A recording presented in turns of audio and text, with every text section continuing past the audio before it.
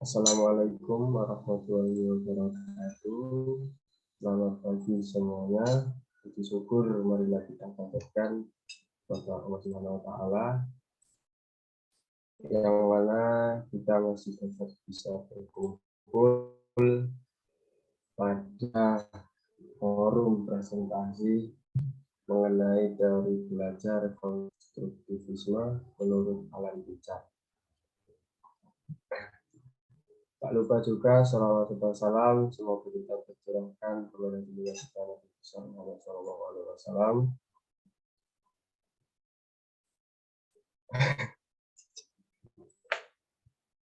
Pada hari ini saya Muhammad Farhan Hamidin sebagai moderator yang akan membantu kegiatan presentasi hari ini, yaitu mengenai teori belajar konstruktivisme menurut Alan Pichard. Langsung saja, sebelum kita mulai, alangkah baiknya kita memperkenalkan dulu anggota dari kelompoknya. Yang pertama ada Michael Stephen Kristanto, yang kedua ada saya sendiri yaitu Muhammad Farhan Hamidin, yang ketiga Maria Ulfa, keempat Putri Mubarokah, 5 Nokta Salva, dan yang terakhir ada Siti Afifah. Langsung saja, karena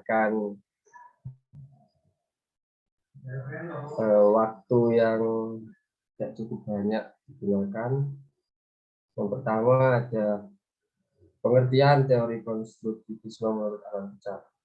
Menurut Alan Pichard, tahun 1945, teori konstruktivisme merupakan teori yang memandang belajar sebagai hasil dari konstruktivisme mental. Belajar merupakan penambahan informasi baru ke dalam pengetahuan, pengalaman, dan kemampuan yang telah dimiliki oleh individu. Yang kedua, manusia harus mengkonstruksi pengetahuan melalui pengalaman nyata. Dalam pembelajaran ini, individu membangun pemahaman mereka dan mengkaitkannya melalui pengalaman sebelumnya.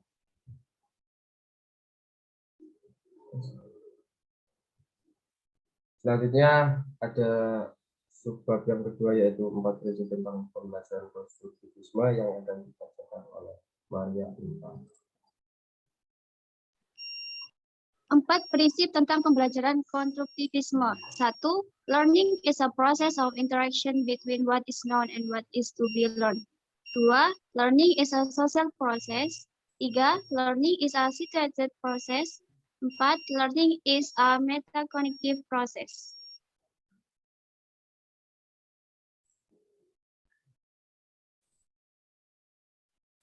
Berikutnya ada subbab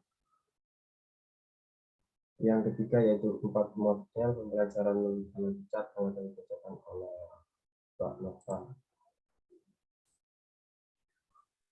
4 model pembelajaran menurut Alan Pichard. 1. Knowledge atau pengetahuan. 2. Konsep atau pemahaman. 3. Skill atau kemampuan. 4. Attitude atau sikap.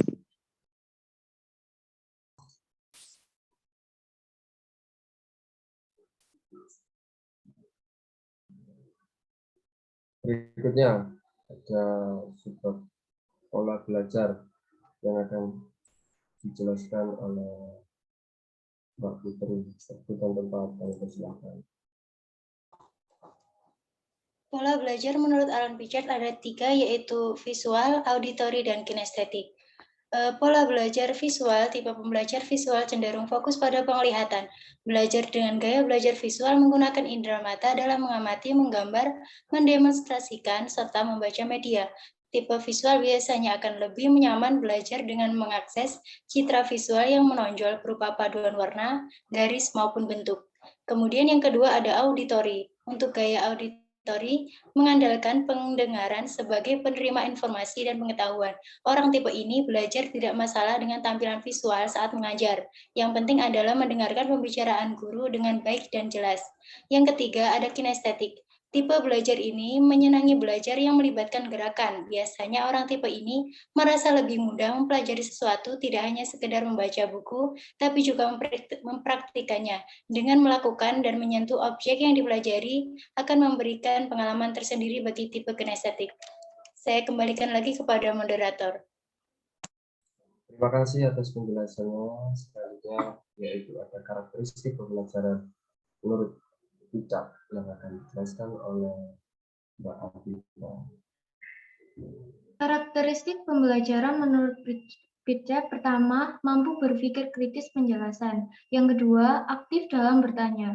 Yang ketiga, belajar melalui mengajar. Yang keempat, kontekstualisasi. Dan yang terakhir, eksperimen dan atau pemecahan masalah dalam dunia nyata. Saya kembalikan kepada moderator.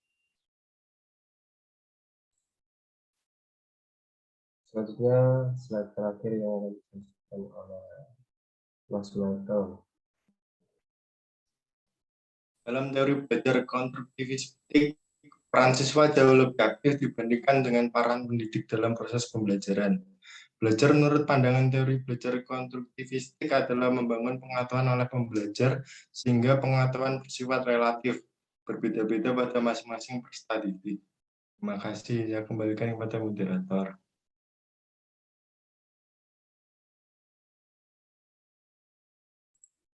Ya, demikian presentasi kami dari kelompok 6 mengenai teori belajar konstruktivisme.